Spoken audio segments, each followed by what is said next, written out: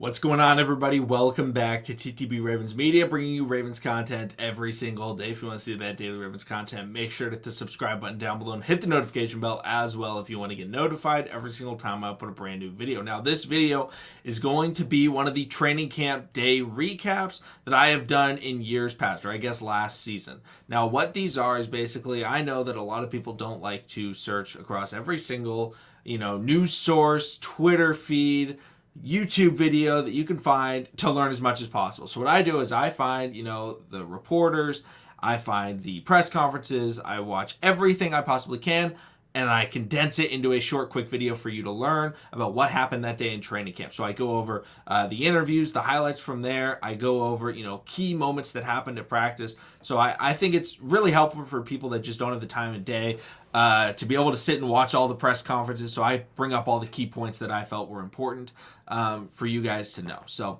that's kind of the gist of these. And if you guys want to know, the white thumbnail is going to be what I use for these types of videos. And then if I have a video that is talking about, like larger news or just overall, thought-provoking, or not thought-provoking, but not recapping videos, then those will be with the typical black background for the thumbnail that I normally use. But overall, should be a lot of fun. Before I get into the video, I'll say tonight at 8 p.m. I will be going live on TikTok. I'm going to be talking about the NBA. So I'll be live on TikTok and live on the America's Finest Sports YouTube channel talking about basketball by myself. So if you guys want to come through at 8 p.m. Pacific time, it's 11 p.m. Eastern time.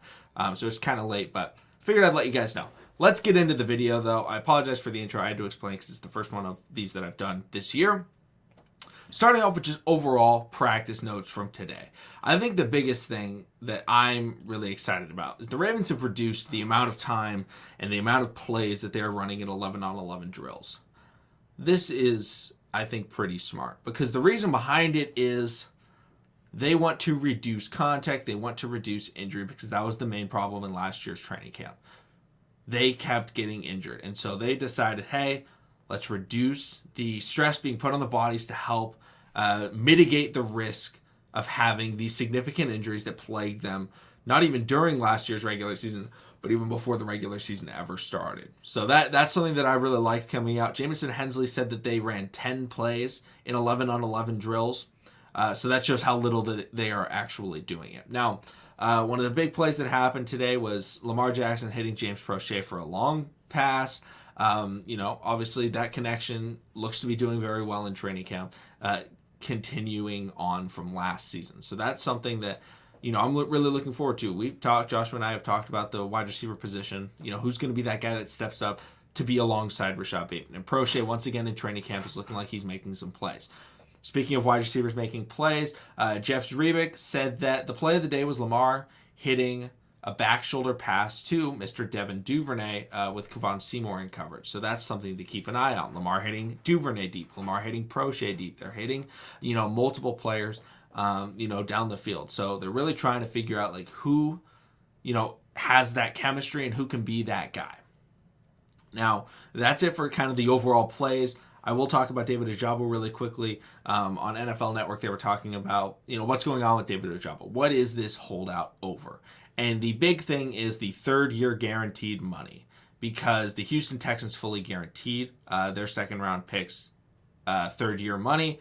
David Ajabo obviously wants that. The Ravens, they don't really want to go fully guaranteed, so they're trying to meet in the middle somewhere, give a little bit of guarantees to be able to get him to sign. But overall, it's not really affecting anything because he wouldn't be able to practice anyway.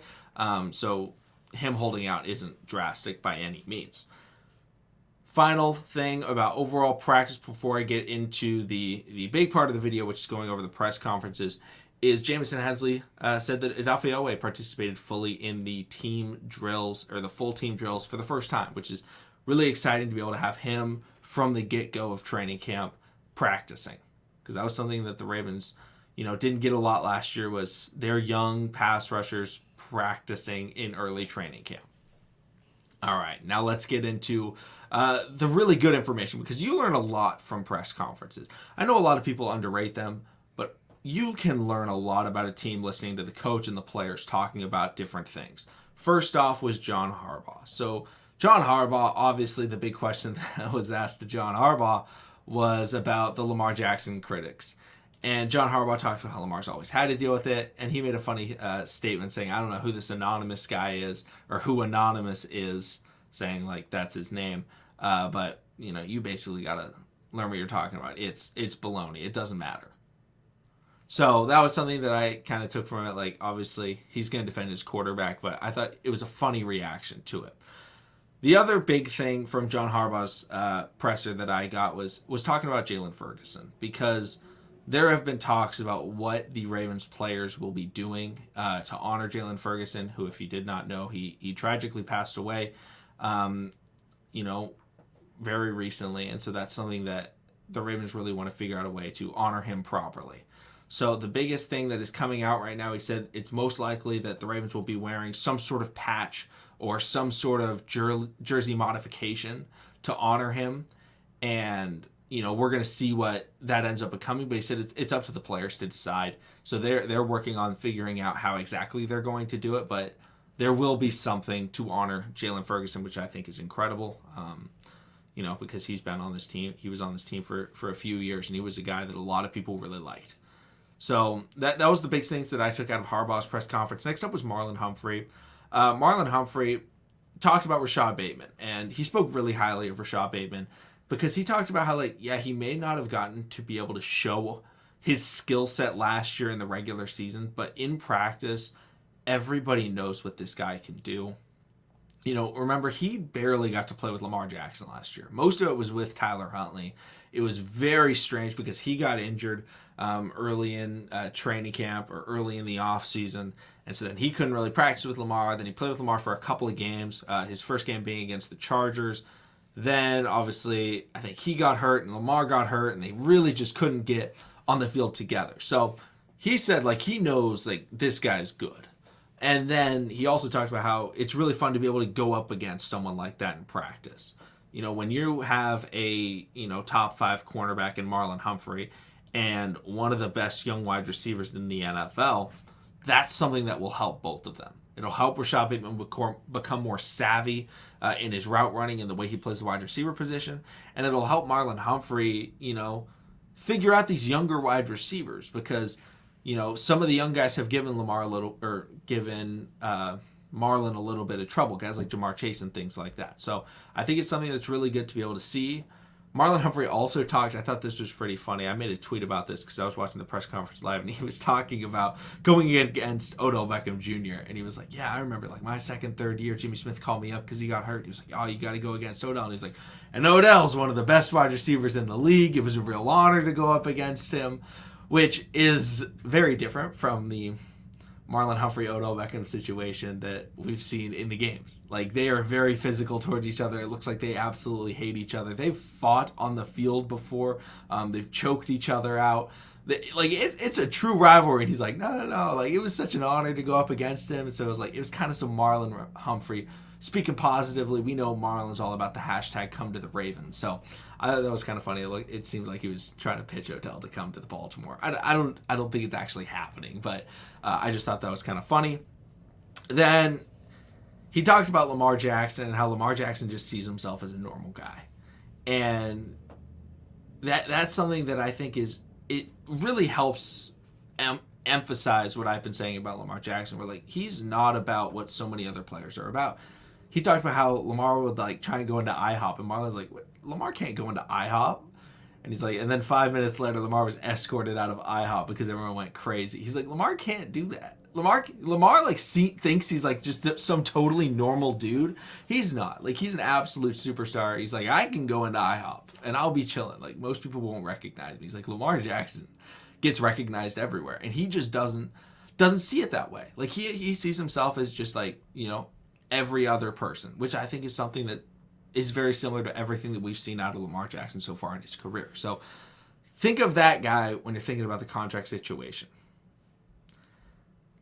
Next up was Kevin Zeitler. Kevin Zeitler came in and he talked about the offensive line. He talked about how they have a really good mix of really young guys, some older veterans like himself and Ronnie Stanley, and then and Morgan Moses. But then they also have kind of this middle-aged guys, guys like Ben Powers and such, guys like Patrick McCarry, Tyree Phillips. It's just a really good mix of guys to have. Because it has every generation, and there's a lot everyone can learn from each other. The other thing was, he talked about Lamar Jackson, because obviously, you're asking a question at the Ravens press conference, you bring up Lamar Jackson. He says, Lamar Jackson hasn't said a word, and his price chips keeps going up, and he's going to keep on winning. Like, the players talk about Lamar Jackson, like, he's not sitting there in practice like, man, the Ravens, they got to pay me. This is ridiculous. Like, that's not the vibe that comes out. Even though that's the way the national media will try and portray it to you. Like, Lamar Jackson's sitting there like, I'm going to hold out. I'm going to force myself to get a massive contract. All the players are like, nah, Lamar doesn't say anything. And he's just like, and he just keeps getting more expensive because other people keep getting paid because they're forcing payment. And Lamar Jackson's just like, yeah, I'm going to be me. Then finally, it was Rashad Bateman. And Bateman talked about battling against Marlon Humphrey. He talked about how that's a lot of fun. And then the final thing he said about Lamar Jackson's contract, he says, if Lamar isn't concerned about the contract, nobody should be concerned. Once again, another play saying Lamar Jackson is not like being, overly, I got to get my money. I got to do this. He's like, Lamar's not freaking out about it. He's not concerned. So everybody needs to calm down, basically. It's kind of the gist. So I thought that was really interesting. Let me know if you guys watched the press conferences, what you guys thought about it. If you guys are just, hearing about the press conferences from me, thank you so much for watching. Subscribe for daily Ravens content. And I try and do this anytime the Ravens do have their press conferences in training camp. And so I like to make it condensed to help you guys out. But thank you, everybody, and I'll see all of you again tomorrow.